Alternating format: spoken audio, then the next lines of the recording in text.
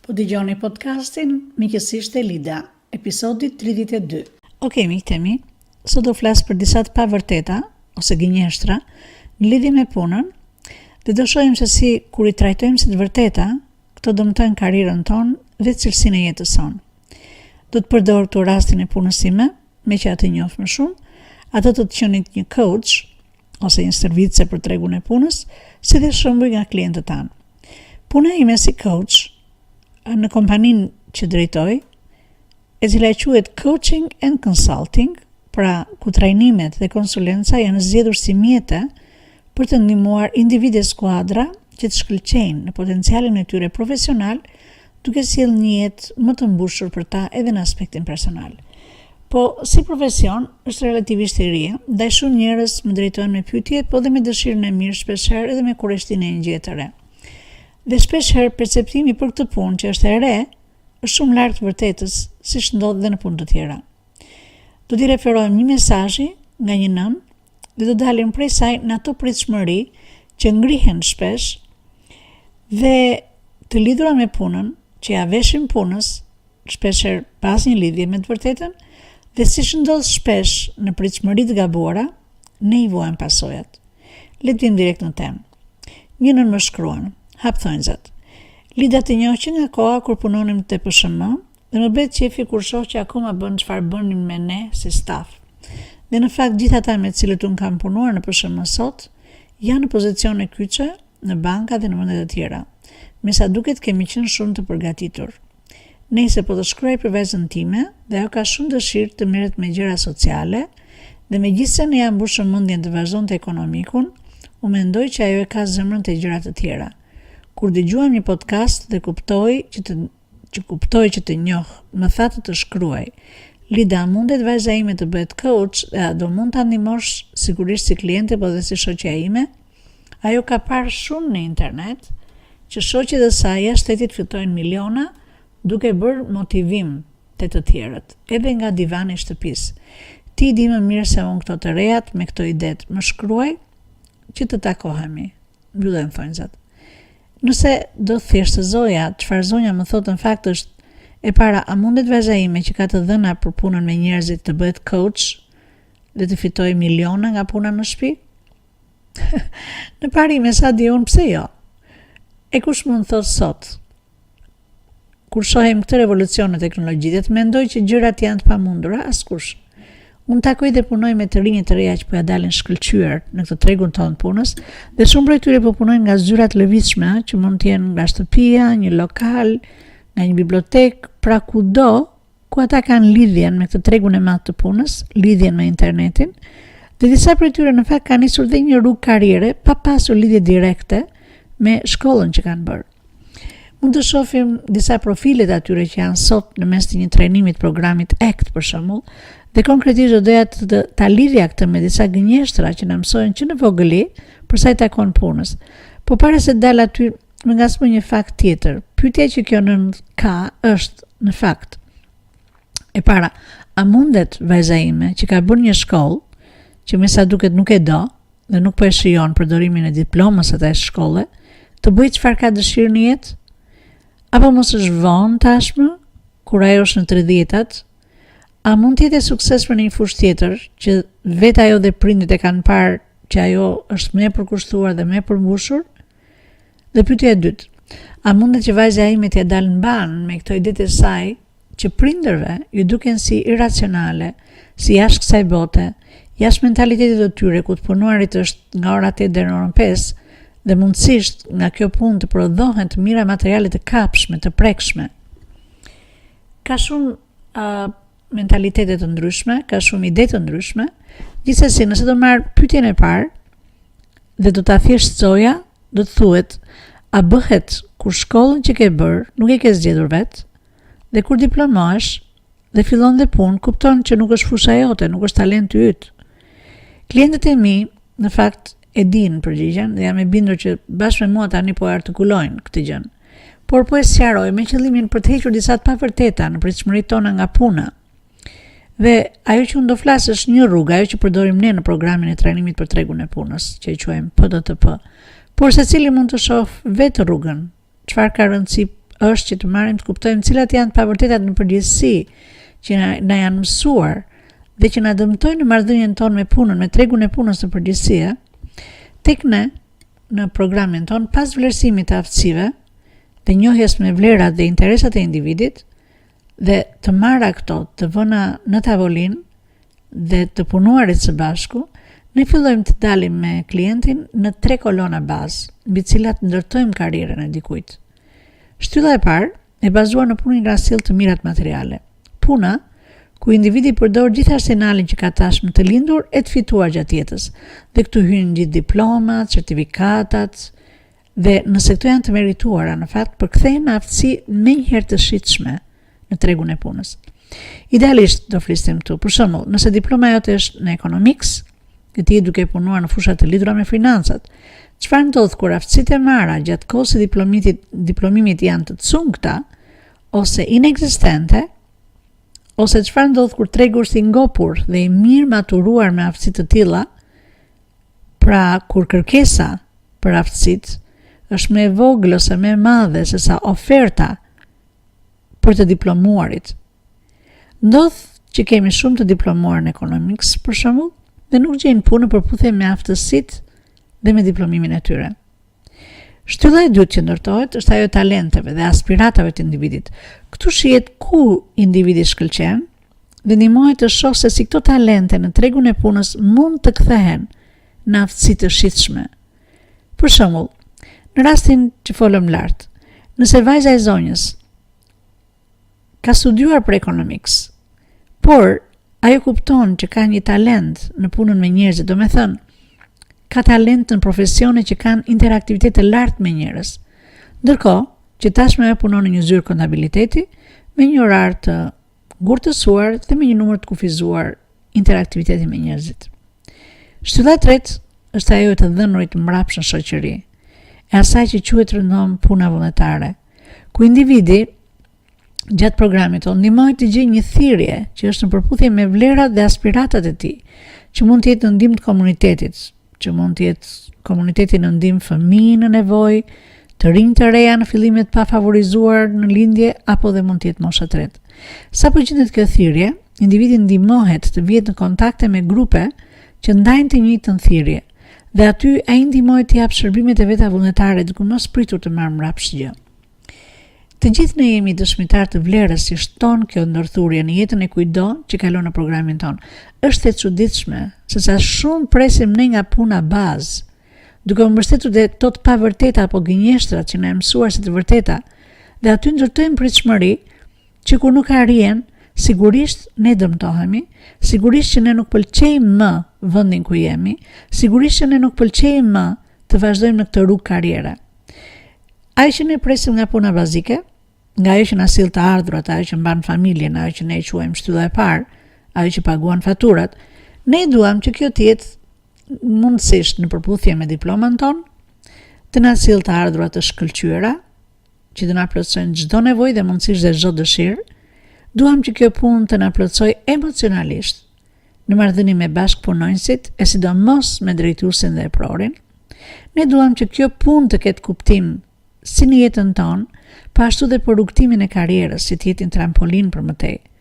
E në fakt, të gjitha këto pritshmëri që vijnë nga disa të pavërteta që ne i kemi lidhur me punën që ne bëjmë, punën e parë, kjo në fakt është një utopi. Në fakt nuk mund të pëlqejmë domosdoshmërisht punën e cila na pajis me të mirat materiale që paguan faturat. Është bekim i madh kur kjo ndodh, që i plotson të gjitha. Por mesazhi që do kaluar është se secili prej nesh duhet të dalë dhe të kontribuojë për familjen e vet. Të pëlqen apo s'të pëlqen kjo punë bazike që ke? Pika tjetër që do theksuar është që të pëlqen apo jo, por kushtimi yt aty duhet të jetë i madh dhe i kontrolluar nga ty, nën kontrollin tënd, duke menduar që sa kohë paguhesh aty, vlera jote duhet të jap mbrapsht sa merr ose edhe më shumë.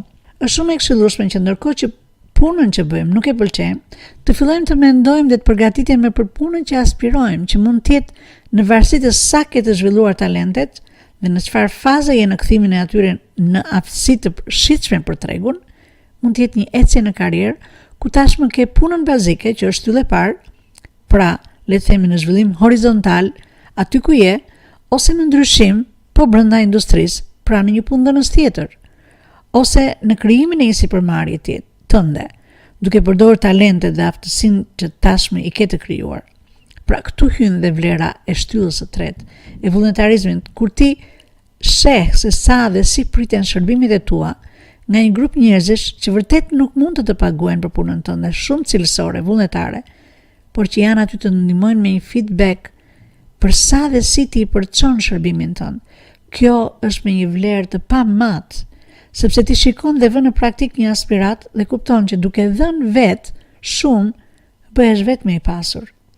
Duke kthyer sërish tek mesazhi i zonjës. Tani që folëm bashkë për këtë set aftësish, vlerash, interesash, çfarë do i thonit ju, çfarë do i thonit zonjës, çfarë do ta këshillonit për vajzën?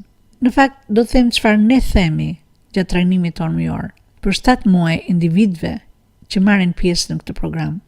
Ne takojmë një të shtunë në muaj, dhe nga një shtunë tek shtuna tjetër e muaj tjetër janë 3 javë praktik, 3-4 javë praktik, dhe ajo që do t'i thosha është çfarë ne ju themi dhe klientëve tanë. E para, lere vajzën të vendos vetë, dhe të vazhdoj për shembull akoma në zyrën e kontabilitetit, ose jo, por duhet ajo të vendos vetë. Pra nuk mund të flasim për një vajzë e cila është 30 vjeçare dhe nëna është ajo e cila merr përsipër qoftë edhe ndërmjetësimin me mua. Unë do ta parapëlqeja nëse ato ta shkruante vajza dhe ajo mund të thoshte po që mami im të njeh nga puna, po ajo që jam duke thënë është të marrit e situatës në dorë. E dyta, vajza duhet të fillojë të kuptojë vetë që nëse puna e saj si kontabiliste është e konsoliduar dhe nëse ajo këtë punë e bën të shkëlqyer, të filloj të mendoj dhe të planifikoj kalimin në atë fushën tjetër, në atë punën që ajo dëshiron të ketë. Dhe ky është momenti kur në mendjen e saj duhet të ndahet dhe duhet të thotë që në mbasditë do punoj 1 ose 2 orë, dhe ndoshta sapo të kenë ndar mendjen, për shembull si sot zonja që ajo është e prerë për punë sociale, të gjejë një organizatë jo qeveritare, jo vetëm prurse dhe të shkojë të vetë punoj, të ndihmoj atje 2 deri në 4 orë në javë, duke vënë në përdorim talentet që ka dhe që duke ndihmuar ndërkohë edhe me ekspertizën e saj ndoshta si kontabiliste. Vetëm kështu mund të jetë në një vend të kënaqshëm në tregun e punës ku puna bazike, si shtyllë e parë, dhe puna e lakmuar, si shtyllë e dytë, bëhen bashkë ndërkohë, duke i dhënë mundësi të zhvillojë veten dhe të tjerët, duke vajtur tek ajo që quhet puna e tretë ose edhe puna vullnetare. Mund të duket sikur janë shumë të dërlikuara, por janë shumë të thjeshta. Puna bazike, ajo që dua të them, është puna bazike, ajo që na paguan faturat, mund të mos i të pëlqyer dhe nuk është e thënë ta duash si punë. Dhe prapë duhet vazhdosh të punosh dhe të japësh shumë, të japësh më të mirën tënde. Nuk e konceptoj dot kur vin disa tek unë dhe thonë, po unë kam master, unë kam PhD, si mund vetë të punoj në një call center? Okej, shko puno në një vend tjetër, ama duhet punosh. Në përgjithësi kjo është për gjithë punët e ndryshme, por kur vin puna tek gjëja që ti po ndërton, gjëja që ti do të ngrësh, këtu unë besoj që ka një përjashtim. Dhe mendoj që punën që do të ndërtosh duhet jetë një punë që ti do duhet ta bësh, do duash, që ta kesh me dëshirë ta bësh. Sepse nëse gjëja që ti bën nuk është ajo që do dhe ajo që po ndërton, ti nuk do të jesh mjaft të japësh aq shumë orë pune sa i japim të gjithë ne që jemi në punën tonë që e duam. Kuptohet që në momentet e caktuara të është dashur të bësh një punë tjetër. Okej, në moment që ti fillon të ndërtosh shtyllën e dytë tënde, dhe këto janë që unë po i referohesha më përpara atyre klientëve tanë që vinë çdo muaj. Dhe ajo që unë shikoj nga praktika në praktikë, shikosh rritjen e tyre dhe sa shumë orë dhe energji i japin ndërtimit asaj gjëje që ata duan. E vërteta është në fakt që zonja thot a mund të bëhet vajza një coach, me çfarë po kuptoj. Nëse do të lexoja midis rreshtave. Në fakt, siç them aty më lart, ajo thot që shoqet saj bëjnë këtë motivimin dhe e bëjnë nga divani i shtëpisë etj. Dhe një nga gjërat që më del aty është edhe dëshira e saj, kur aty thuhet që shoqet e saj bëjnë miliona. Milionit bëj disa pyetje që zakonisht u bëj të rinjve kur unë i takoj para se të vinë në programet tona. Në takimin e parë bashk bëj një seleksionim për të parë kush bën që të jetë coach ose jo. Edhe shpeshherë, nga që si thashëm përpara është edhe një profesion pak trendi, unë zakonisht bëj 2 pyetje. Dhe në bazë të përgjigjeve, dhe ju do të dini nëse jeni një kandidat për të bërë coach në të ardhmen nëse jo. Pyetja e parë është pse do ta marrësh programin? Dhe janë të shumtë ata që thonë, siç shkruan te zonja aty lart, sepse kanë parë shumë të tjerë që fitojnë shumë para. Miq të mi, në çdo punë, suksesi është në dhënien maksimale të një vlere për klientin tënd. Dhe po ti je coach, vërtet ka gjëra shumë të mrekullueshme. Është një nga ato është dhe fitimi i të ardhurave. Është puna me orar që ti ke në kontroll ose me orar të reduktuar. Është një punë me liri veprimi të shkëlqyer, por asnjëherë fitimi nuk duhet të jetë motivimi fillestar. Se pastaj nëse përgjigjja juaj ka qenë paraja, pra ju doni të bëni këtë gjë sepse doni të fitoni miliona, besoj se e morët përgjigjen. Unë nuk mendoj se ngelesh pa bërë milionat, por nuk duhet të jetë ky motivimi fillestar. Pyetja e dytë, sa shumë do doje të zhvilloheshe? Sa shumë do doje të zhvilloje këtë aftësi apo këtë talent? Dhe miku im apo mikesha ime, në moment që dëgjonin, në varësi të përgjigjesh, ti mund të gjesh nëse kjo që ti kërkon është megjithmend diçka që ti do të hecësh, apo është diçka e cila është e lidhur prap me disa të pavërteta që ti po i vesh punës së re në të cilën do të investohesh. Provë që mund të kuptosh nëse gjëja që ti do të zhvillosh në karrierën tënde është gjëja që ti do, është gjithmonë ajo prova që u thash për tek kolona e tretë. Nëse ti do të zhvillosh një profesion apo një punën tënde, ti nuk do ndalosh së bëri atë me pagesë apo pa pagesë. E dini që personalisht kap veten edhe në aeroport që mund të jem ose në një dyqan që mund të jem. Dhe kap veten duke bërë coaching dhe më duhet kap veten të ndaloj. Dhe logjika është që unë do ta bëja këtë, do ta bëj sepse besoj që kjo është gjëja që mua më pëlqen të bëj. Duke ditur shumë mirë dhe pritshmërit nga kjo puna ime. Por për gjithë secilin do thoshja të provuarit në shtyllën e tretë, të dhuruarit ekspertizës falas të tjerët, bëhet pastaj një natyrë e dytë e çdo individi që bën programin tek ne për shembull. Në fakt duket sikur plotësohemi duke dhënë, pasurohemi duke dhënë, sepse jemi duke dhënë nga një mund bollëku, ku kemi punën që na mban, që paguan faturat, ku punojmë në mënyrë të vazhdueshme, të zhvillohemi dhe të ndërtojmë ecjen në karrierë drejt punës që dëshirojmë, dhe ndërkohë japim bujarisht nga koha dhe aftësitë tona njerëzve që kanë nevojë për to. Duke besuar që i kam kthyer një përgjigje dhe zonjës, mendoj që për gjithë secilin do doja të fillonin të mendonin që puna në cilën ne jemi çdo ditë, që është day in and day out në anglezët, nuk ka pse të jetë ajo puna ideale e jona. Ne ndërtojmë vetë punën tonë ideale. Ju falenderoj miq. Dhe duke uruar deri takimin tjetër, gjithë të mirat dhe bekime. Miqësisht Elida.